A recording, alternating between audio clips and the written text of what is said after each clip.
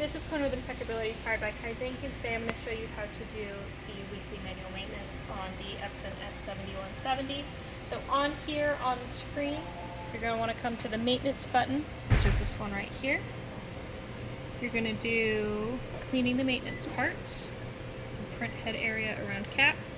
You're going to hit OK. And if you want a quick refresher on all the steps, this little how-to will walk you through all of these steps as well.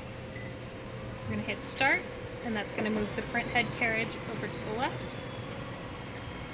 The tools you're going to want for this are the Epson ink cleaner as well as one of the larger cleaning swabs. So I'll dip this in the solution and then squeeze off any excess on the sides.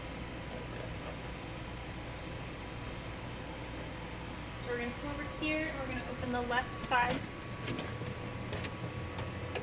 We're going to come down. So the print head is right here. It's this little metal plate. You want to make sure you're not touching that at all with your cleaning swab or cleaning solution. We'll want to clean this. Any of the plastic casings.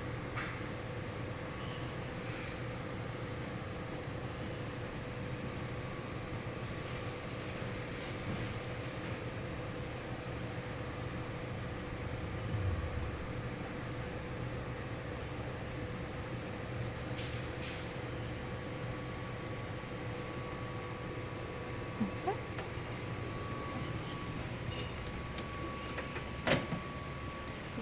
Come over here. On this side, we're going to clean around the capping station.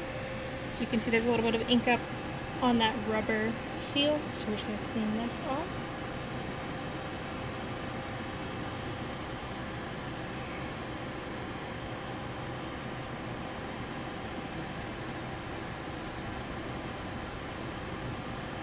Just get anything off the top there if there's any debris.